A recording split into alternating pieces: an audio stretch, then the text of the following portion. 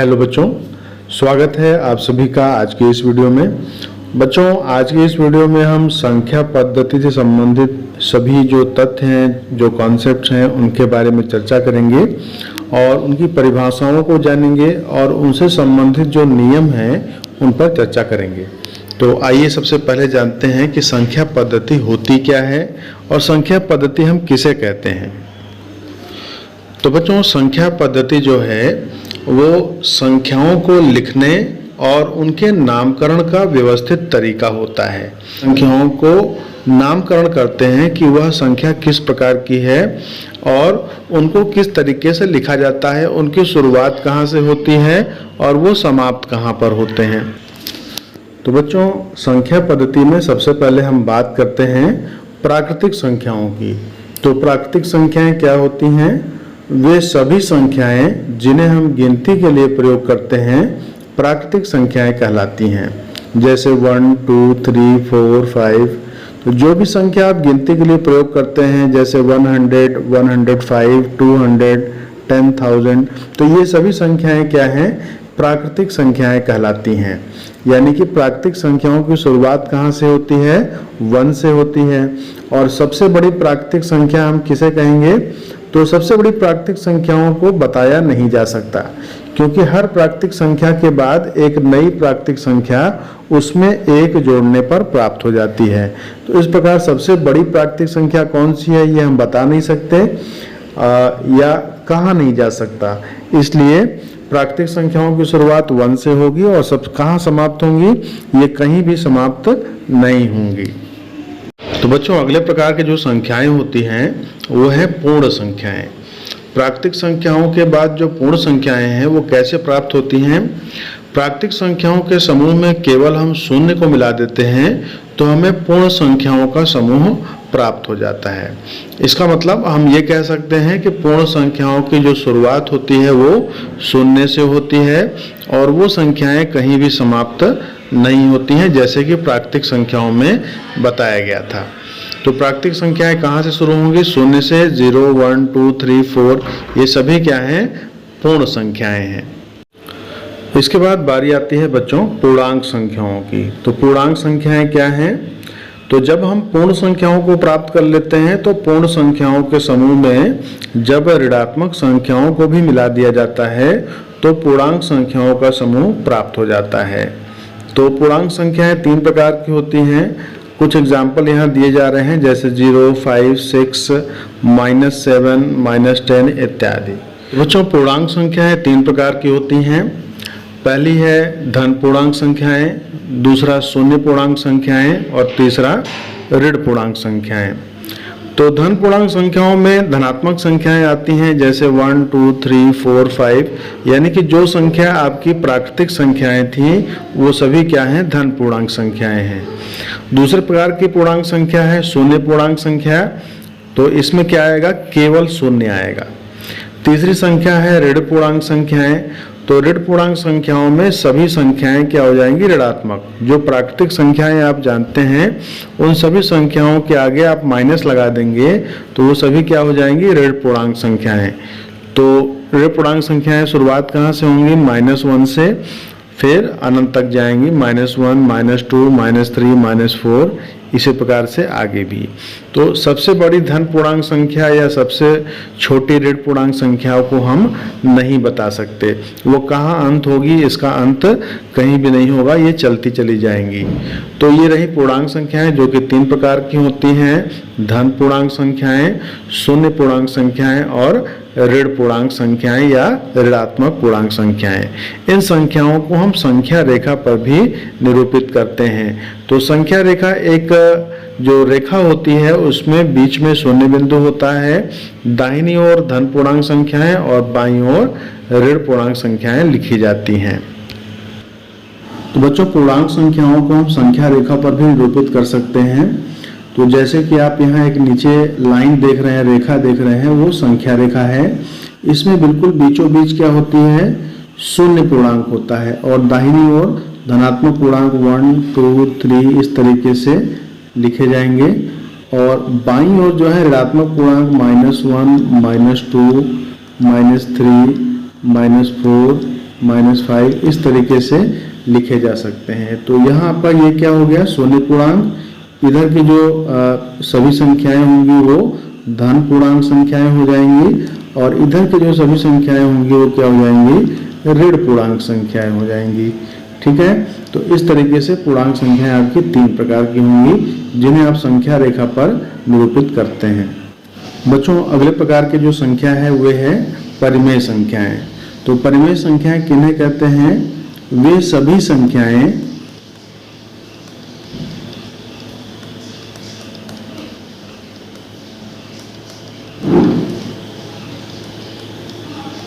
जिन्हें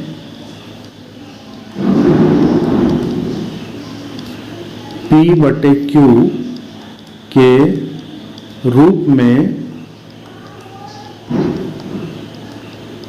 लिखा जा सकता है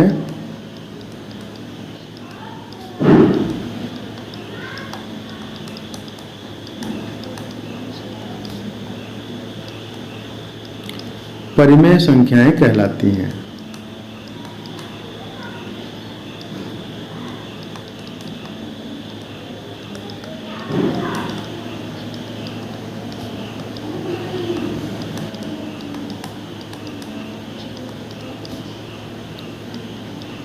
तो अब प्रश्न ये उठता है कि यहाँ P और Q क्या है, तो P तथा Q जो है, P तथा Q पूर्णांक संख्याएं होती हैं। पूर्णांक संख्याएं आपने जाना क्या क्या होती हैं, पॉजिटिव, नेगेटिव और जीरो पूर्णांक संख्याएं हैं। P और Q पूर्णांक संख्याएं हैं। ठीक है, जहां P और Q पूर्णांक संख्याएं हैं तथा एक कंडीशन और है इसमें कि Q का जो मान है वो अशून्य होना चाहिए, यानी कि 0 के बराबर नहीं होना चाहिए। तो इस तरह की संख्याएं कौन कौन सी होंगी, जैसे आप 1/2 लिखते हैं, ठीक है, 3/4 लिख दिया आपने। कोई भी परिमेय संख्या, आप कोई भी पूर्णांक संख्या ले लीजिए, जैसे हमने 2 ले लिया, तो ये भी एक परिमेय संख्या है क्योंकि 2 को हम 2/1 2/1 करके लिख सकते हैं। ठीक है, कोई भी ऋणात्मक संख्या आपने ले लिया, 5/4 ले लिया, -5/4।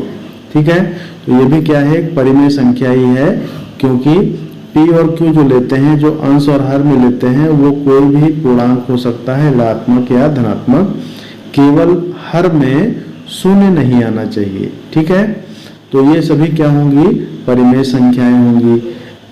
दशमलव संख्याएं भी परिमेय हो सकती हैं, जैसे 0.2, 0.25, ठीक है, 0.33, इस तरह की भी संख्याएं होती हैं। ठीक है, तो ये सभी क्या है, परिमेय संख्याओं के प्रकार हैं। इसके बाद बच्चों जो अगले प्रकार की संख्या है वो है अपरिमेय संख्याएं। तो अपरिमेय संख्याएं कौन सी होती हैं, तो जो संख्याएं परिमेय नहीं होती हैं वे अपरिमेय कहलाती हैं। जो संख्याएं परिमेय नहीं होती हैं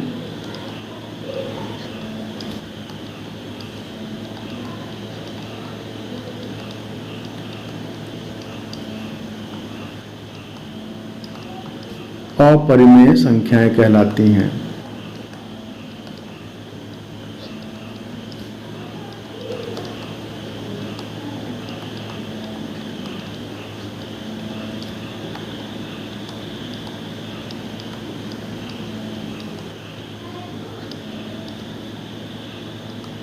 तो अपरिमेय संख्याओं में कौन कौन सी संख्याएं आएंगी, ये होंगी कैसी, जैसे आपने पाई पढ़ा है, पाई जो होता है इसका मान हम 22/7 लेते हैं, लेकिन यह 22/7 जो है ये हमने अपनी सुविधा के अनुसार ले लिया है।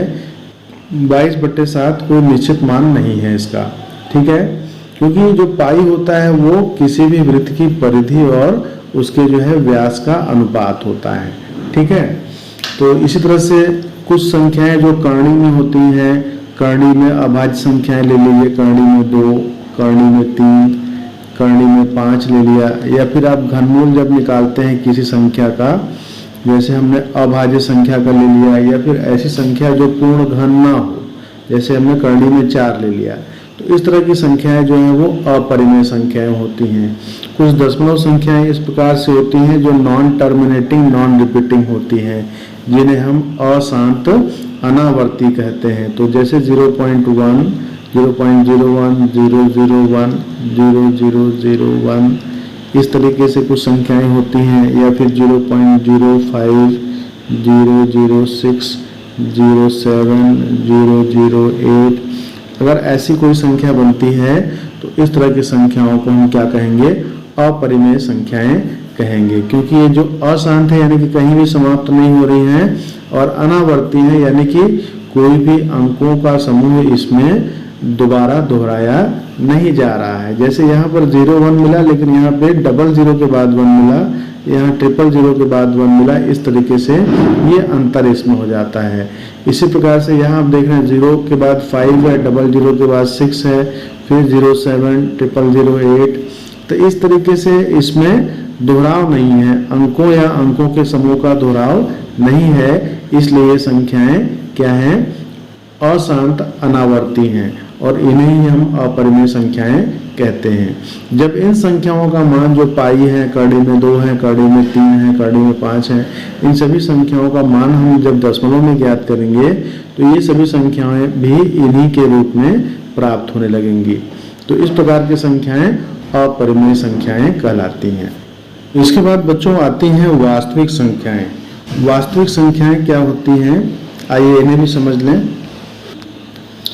तो बच्चों जो वास्तविक संख्याएं होती हैं, वास्तविक संख्याओं में परिमेय और अपरिमेय सभी संख्याएं समाहित हो जाती हैं। परिमेय संख्याएं जो हैं ऐसा ग्रुप है जिसमें आपकी प्राकृतिक संख्याएं, पूर्ण संख्याएं, पूर्णांक संख्याएं सभी समाहित होती हैं, लेकिन जो अपरिमेय संख्याएं हैं वे सबसे अलग समूह है। आइए इसे चित्र द्वारा समझते हैं।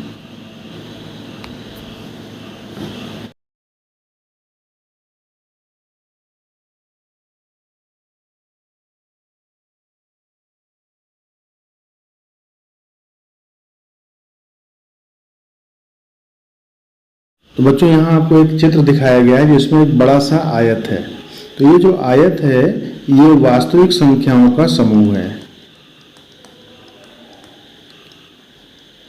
वास्तविक संख्याओं का समूह है जिसमें ये जो ग्रुप है वो अपरिमेय संख्याओं का है। ये अपरिमेय संख्याएं हैं, और यहाँ जो ये बड़ा वाला ग्रुप है वो परिमेय संख्याओं का है। ठीक है। सबसे छोटा ग्रुप जो आपको ये दिखाई पड़ रहा है, ये कौन सा ग्रुप है? ये प्राकृतिक संख्याओं का समूह है। प्राकृतिक संख्याएं कहाँ से शुरू होती हैं? ये 1 से स्टार्ट होती है, 1, 2, 3 इस तरीके से।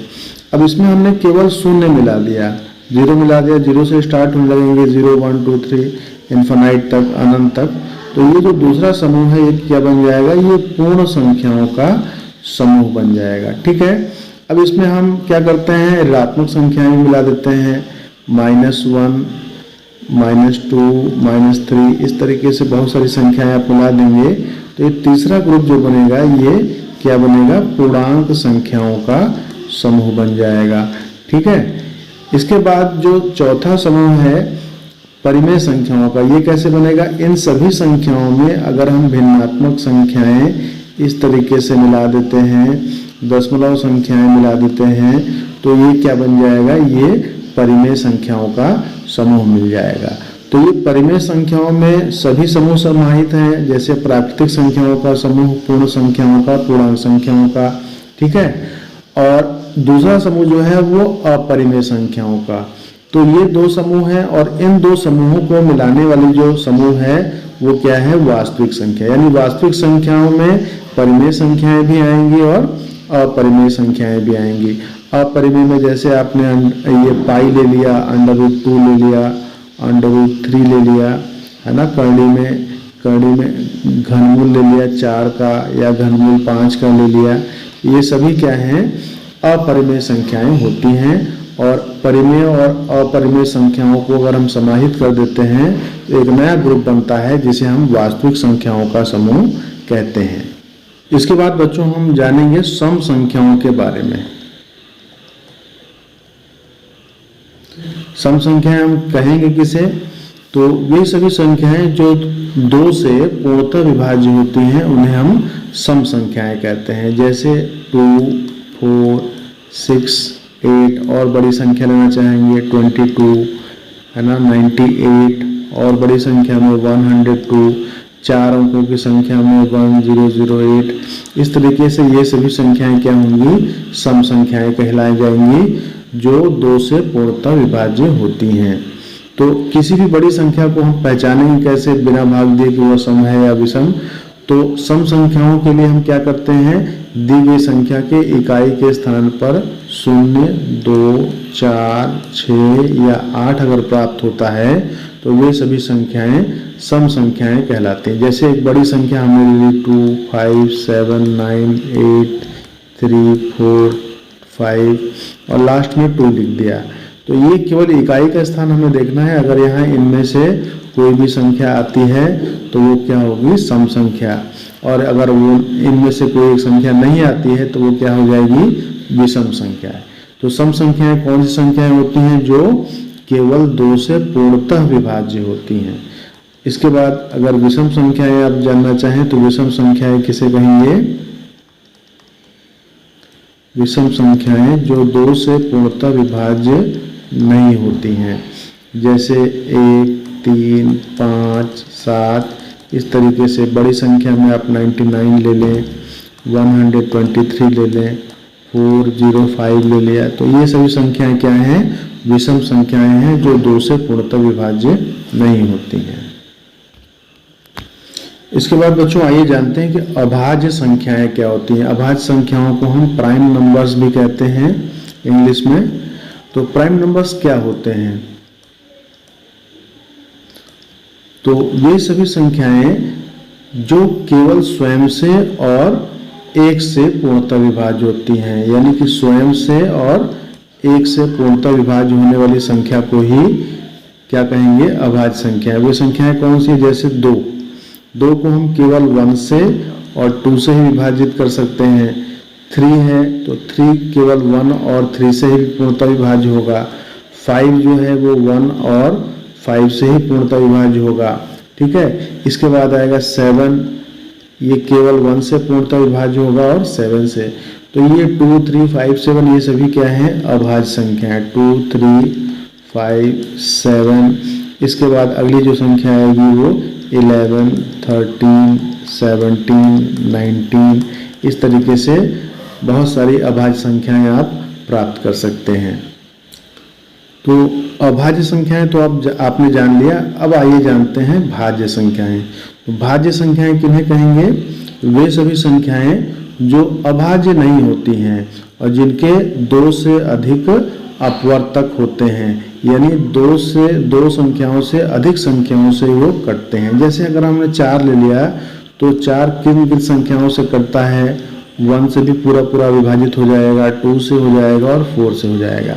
यानी 1 और स्वयं के अलावा तीसरी एक संख्या प्राप्त हो गई जिससे भी वह संख्या कटती है। इसलिए इसे हम क्या कहेंगे, भाज्य कहेंगे। 4 के अलावा 6 है, 8 है, 9 है, 10 है, 12 है। ठीक है, तो ये सभी संख्याएं क्या हैं, भाज्य हैं। अब 6 क्यों है, 6 आपका देखिए 1 से भी कटेगा, 2 से कटेगा, 3 से कटेगा और 6 से भी पूरा कट जाएगा। इसी तरीके से ये सभी संख्याएं भाज्य होंगी। सबसे छोटी भाज्य संख्या क्या होती है, 4। इसके बाद 6, 8, 9, 10, 12, 14, 15, ठीक है, 16 इस तरीके से चलेगा। बच्चों आप कहेंगे सर 15 क्यों अभाज्य है, 15 क्यों भाज्य है। तो 15 जो है 1 से भी पूर्णतः कटती है, 3 से कटती है, 5 से कटती है और 15 से कटती है। यानी कि 1 और स्वयं के अलावा ये 2 और संख्याओं से पूर्णतः विभाज्य होती है। इसलिए इसे हम भाज्य संख्या कहते हैं। बच्चों एक और प्रकार की संख्या है जो सह अभाज्य संख्या के नाम से जानी जा सकती है, जिसे हम को प्राइम नंबर्स कहते हैं। को प्राइम नंबर, तो को प्राइम नंबर क्या, कौन से नंबर होते हैं, इसे हम कैसे प्राप्त करेंगे, कैसे पता करेंगे। तो को प्राइम नंबर्स ऐसे नंबर होते हैं जिनका सार्व गुणनखंड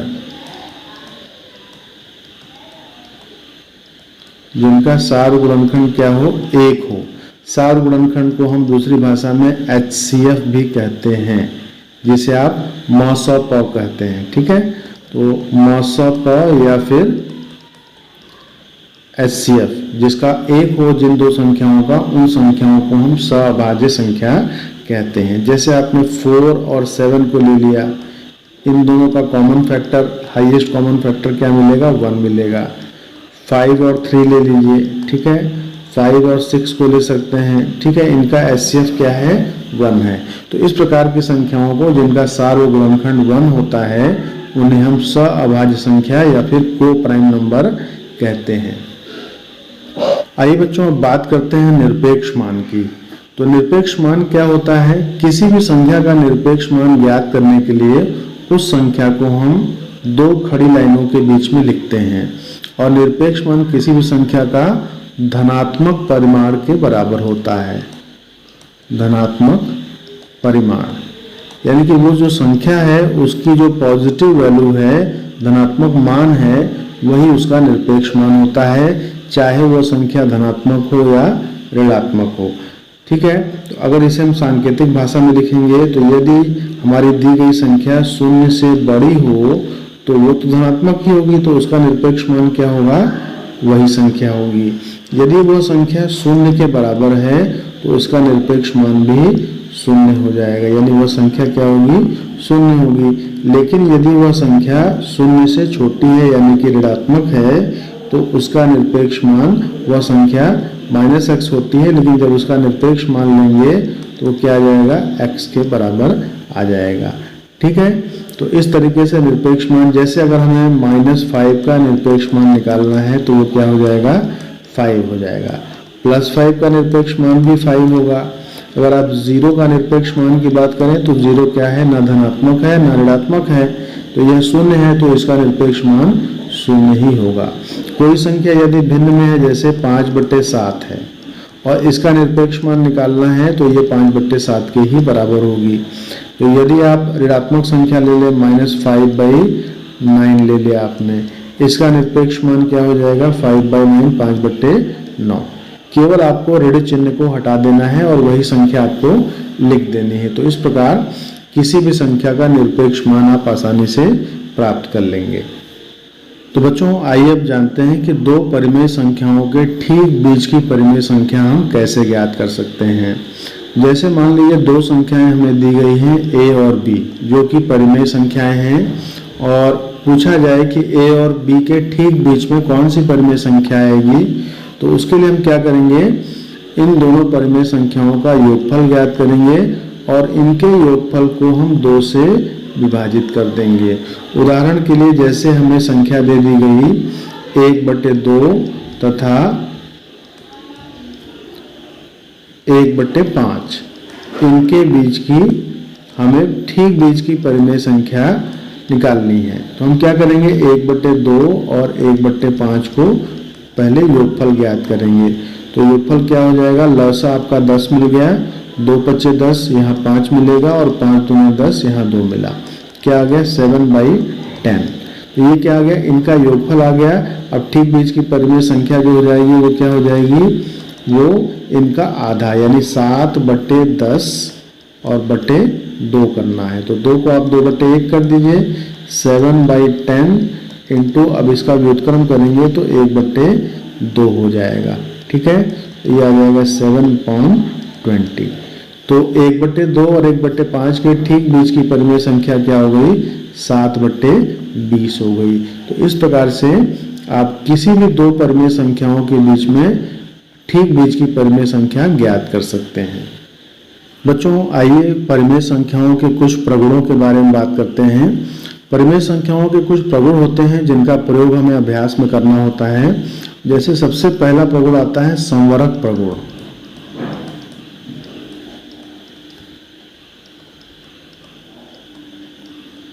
संवरक प्रगुण को हम क्लोजर प्रॉपर्टी भी कहते हैं। तो ये योग में, घटाने में, गुणा में और भाग में, इन सभी में यह नियम का पालन होता है। तो संवरक प्रगुण क्या है, इसे समझ लें कि यदि हम योग की बात करें तो दो परिमेय संख्याओं का योगफल भी सदैव एक परिमेय संख्या ही होता है। जैसे आपने 1/2 और 1/4 का योगफल किया तो क्या मिल गया, ये आपको मिल गया 3/4। तो 1/2 भी एक परिमेय संख्या है, 1/4 भी एक परिमेय संख्या है, और इनका जो योग प्राप्त हुआ वह भी क्या है, एक परिमेय संख्या है। इसी प्रकार से घटाने में, गुणा में और भाग में भी यह नियम पालन होगा, समरक प्रगुण।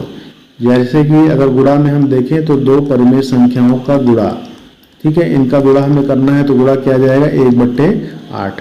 तो ये भी परिमेय संख्या थी और इनका गुणनफल भी एक परिमेय संख्या है। इस प्रकार घटाने और भाग में भी आप इसे देख सकते हैं, समरक प्रगुण पालन होता है। अगला प्रगुण है क्रम विनिमय प्रगुण।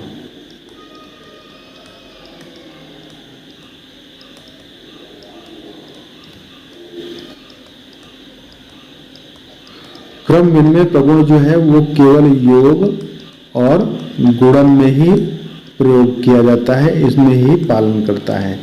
तो यदि दो परिमेय संख्याओं का योग करें तो क्रम विनिमय प्रगुण को हम समझते हैं कि योग के क्रिया में यदि दो परिमेय संख्याओं का योग करते समय यदि हम उनके क्रम को परिवर्तित कर दें तो भी योगफल अपरिवर्तित रहता है। जैसे अगर हमारे पास दो परिमेय संख्याएं a और b हैं और इनका हम क्रम परिवर्तित कर दें b + a, तो इन दोनों का मान भी आपस में बराबर होगा, a + b = b + a।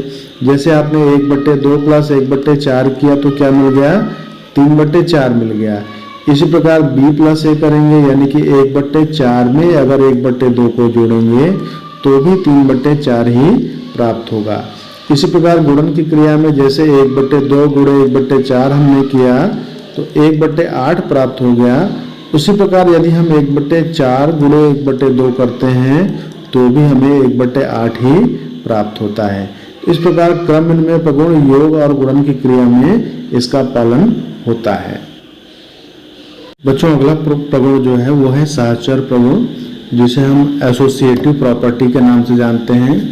तो ये क्या है कि यदि 3 परिमेय संख्याएं हम लेते हैं, जैसे हमने a, b और c ले ली, तो जब हम इनका योगफल करते हैं तो योग करते समय 3 परिमेय संख्याओं के योग में किन्हीं भी 2 परिमेय संख्याओं का यदि हम समूह बनाते हैं और उनके समूह का क्रम परिवर्तित करते हैं तो भी योगफल और गुणनफल दोनों क्या होगा, अपरिवर्तित हो जाएगा। जैसे हमने यहाँ a + b का समूह बना लिया और उसके साथ c को योग किया, या फिर a + c का योग करके b को योग करते हैं तो भी इनका योगफल अपरिवर्तित रहेगा।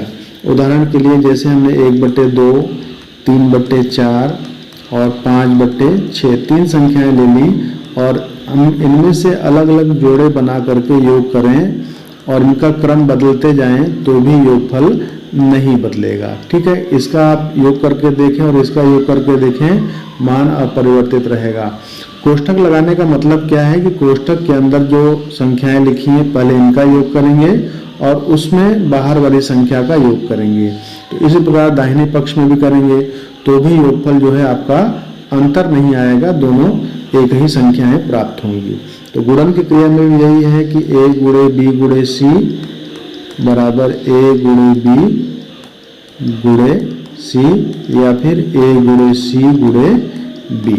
गुणन में भी गुणनफल जो है अपरिवर्तित रहता है।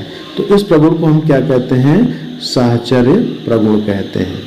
अगला प्रगुण है बच्चों वितरण प्रगुण। तो वितरण प्रगुण क्या है, आइए समझते हैं। वितरण प्रगुण भी 2 प्रकार के होते हैं। योग पर गुणन का वितरण प्रगुण।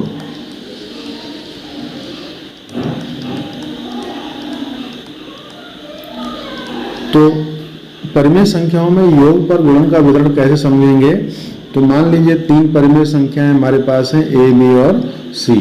तो यदि हम b और c का योग कर रहे हैं और इनमें पूरे में इनके योगफल में हम a से गुणा कर रहे हैं तो यह जो a का गुणा है वो इन दोनों पर क्रमशः वितरित होगा, यानी कि a का गुणा b में भी होगा और a का गुणा c में भी होगा। इसे ही हम योग पर गुणन का वितरण प्रगुण कहते हैं। तो उदाहरण के लिए 3 संख्याएं आप ले सकते हैं। हमने मान लीजिए 2/3 ले लिया गुणे 3/4 और प्लस 4/5।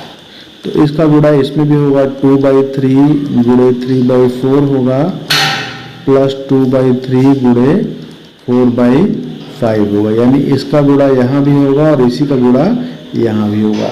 इसी प्रकार जो दूसरा प्रगुण है वो अंतर पर है। अंतर यानी घटाने पर, अंतर पर गुणन का वितरण प्रगुण।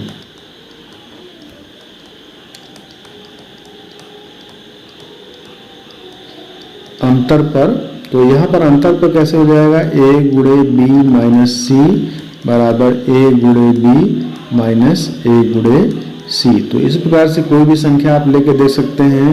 परिमेय संख्या, सभी पूर्णांक संख्याएं भी परिमेय होती हैं, तो यहाँ पर पूर्णांक संख्याओं को भी लेकर के आप कर सकते हैं। ठीक है, प्राकृतिक संख्याओं को भी लेकर कर सकते हैं। उदाहरण के रूप में जैसे 1/2 गुणे 5/7 माइनस 3/4 हमने ऐसे कर लिया। तो यहाँ पर हो जाएगा 1/2 गुणे 5/7 माइनस 1/2 गुणे 3/4, यानी कि इसका जो मान आएगा वही मान इसका भी आएगा।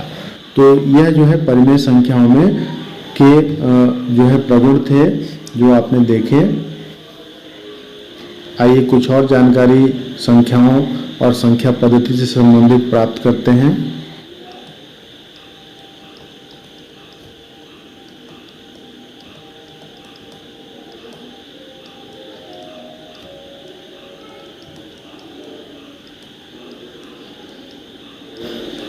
इसके बाद बच्चों आइए जानते हैं कि परिमेय संख्याओं में योगात्मक तत्समक अवयव क्या होता है। तो योगात्मक तत्समक का मतलब क्या है कि ऐसी कौन सी संख्या है जिसको दी गई परिमेय संख्या में जोड़ने पर भी वही योगफल जो है वही परिमेय संख्या प्राप्त होती है। तो आप समझ ही गए होंगे ऐसी संख्या कौन सी होती है, वो शून्य है। कोई भी परिमेय संख्या है उसमें आप शून्य को जोड़ते हैं तो योगफल वही संख्या प्राप्त होती है। ठीक है, जैसे हमने 12 ले लिया, इसमें 0 जोड़ेंगे तो 12 ही आएगा। तो 12 भी आपकी एक परिमेय संख्या थी, इसमें आपने शून्य को जोड़ा जो कि शून्य भी एक परिमेय संख्या ही है, तो जोड़ने पर भी वही संख्या प्राप्त हो रही है। तो ये जो है योगात्मक तत्समक अवयव है शून्य। ठीक है, और योगात्मक प्रतिलोम भी इसी से जुड़ा हुआ है, तो इसको भी जान लेते हैं। योगात्मक प्रतिलोम, अब किसी भी संख्या का योगात्मक प्रतिलोम होता क्या है, तो किसी भी संख्या का योगात्मक प्रतिलोम वह संख्या है जिसे दी गई संख्या में जोड़ने पर योगफल क्या हो जाए, यही शून्य के बराबर आ जाए। जैसे हमारी एक परिमेय संख्या a है, इसमें हम कौन सी संख्या जोड़ दें जिससे कि हमारा योगफल क्या आ जाए, शून्य आ जाए। इसमें क्या जोड़ेंगे, -a को जोड़ेंगे। तो यदि हम पूछते हैं कि 5 का योगात्मक प्रतिलोम क्या होगा, योगात्मक प्रतिलोम क्या होगा बताइए। तो 5 का योगात्मक प्रतिलोम क्या हो जाएगा, -5, क्योंकि जब आप 5 में -5 को जोड़ेंगे तो योगफल क्या हो जाएगा, शून्य हो जाएगा। इसी प्रकार से यदि हम कहें -20 का योगात्मक प्रतिलोम बताइए तो कितना हो जाएगा, +20। ठीक है, शून्य का योगात्मक प्रतिलोम क्या होगा, शून्य ही होगा। तो इस प्रकार से ये कॉन्सेप्ट था योगात्मक तत्समक अवयव और योगात्मक प्रतिलोम का। उसके बाद बच्चों बात करते हैं गुणात्मक तत्समक अवयवों की। जैसे आपने देखा योगात्मक तत्समक अवयव क्या था, शून्य था, वैसे ही गुणात्मक तत्समक अवयव भी होता है और वो क्या होता है, वो है 1। यानी किसी भी परिमेय संख्या में यदि आप 1 से गुणा करें तो वही परिमेय संख्या हमें प्राप्त होती है। ठीक है, तो तत्समक अवयव का मतलब यही है कि ऐसी कौन सी संख्या है जिसको दी गई परिमेय संख्या में गुणा कर दें तो फिर से वही परिमेय संख्या प्राप्त हो जाए। योगात्मक में आपने योग किया था और गुणात्मक तत्समक अवयव में क्या करेंगे, गुणा करेंगे। ठीक है, तो यहाँ पर गुणात्मक तत्समक अवयव क्या होता है, 1 होता है। उदाहरण के लिए जैसे आपकी संख्या 2/3 है, इसमें आप 1 से गुणा करेंगे तो 2/3 ही प्राप्त होगा। तो परिमेय संख्याओं में गुणात्मक तत्समक अवयव 1 होता है और इसी से जुड़ा हुआ है गुणात्मक प्रतिलोम।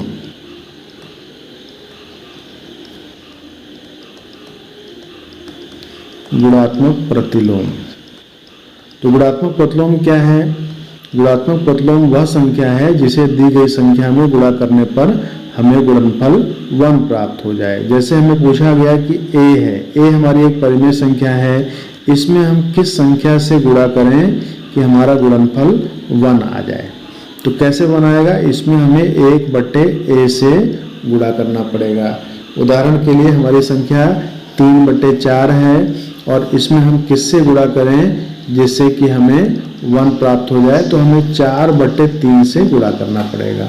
ठीक है, यानी किसी भी संख्या का गुणात्मक प्रतिलोम प्राप्त करने के लिए उसका व्युत्क्रम हम कर देते हैं।